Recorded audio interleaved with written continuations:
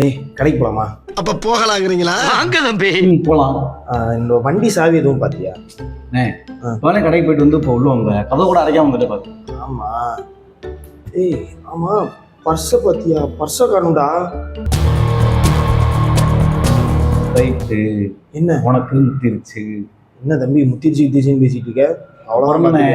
இப்போ என்கிட்ட கொடுத்துட்டு போனேன். ஓ ஆமா, வர வர மறதி ரொம்ப முத்திருச்சுடா எனக்கு. அதான் ஒன்றும் இல்லை, ஒரு நிமிஷம் வந்து உட்காரு, விஷயம் சொல்கிறேன். உட்காருனே. எனக்கு உண்மையிலேயே அல்சைமர் வந்துருச்சோ? பைத்தியம் பண்ணா. டேய் அல்சைமரா இல்லைண்ணே, மறதினே. உனக்கு என்னாச்சுடா? இன்னும் ஒண்ணுதானடா. அல்சைமர் வேற, ஞாபக மருதி வேற. என்னடா குழப்புற? நான் உன்கிட்ட சொல்றேன்.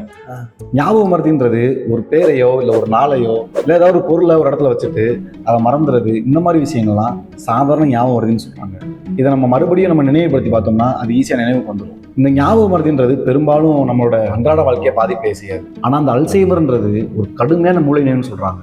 இதுல படிப்படியா மூளையோட செல்கள் டேமேஜ் ஆகிக்கிட்டே மொத்தமா அழிஞ்சிருமா. இதனால பேசுறது, சிந்திக்கிறது, மற்ற வேலைகள் செய்யறது இதெல்லாமே கடுமையா பாதிக்கப்படும்னு சொல்றாங்க.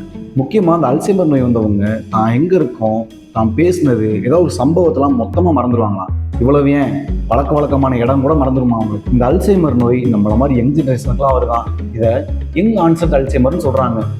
இந்த நோய் யங் பீப்புளுக்கு 5-10% வரையும் வருது.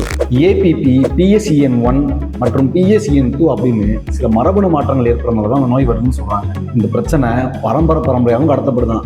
இப்போ உங்க அப்பாவுக்கு வந்திருந்தா உங்களுக்கு வருமா, உங்களுக்கு வந்திருந்தா உங்க பிள்ளைக்கு வருமா. இது மட்டும் இல்லாம தலையில அடிபட்டாலோ இல்லைன்னா உடல் ரொம்ப பருமனா இருந்தாலோ நரம்பு மண்டலத்தில் ஏதாவது பிரச்சனை இருந்தாலோ இந்த நோய் வரும்னு சொல்றாங்க. இதெல்லாம் ஸ்டார்டிங் ஸ்டேஜ்லேயே கவனிச்சிட்டோம்னா ஈஸியா குணப்படுத்திடலான்னு டாக்டர்லாம் சொல்றாங்க. கண்டிப்பா ஹாஸ்பிட்டல் போய் பார்க்கணும்டா. கண்டிப்பா போயிருந்தேன். அதான் சரி, உங்ககிட்ட பேசிக்கிட்டே வேலையை மறந்துட்டேன். நான் போய் வேலையை பார்க்குறேன். சரியா? எதுக்கு வந்த? எதுக்கு? கடைக்கு போனாலும் கூப்பிட்டேனே. ஐயோ ஆமாண்டா, அதை மறந்துட்டேன். சரி வா கடைக்கு போவோம்.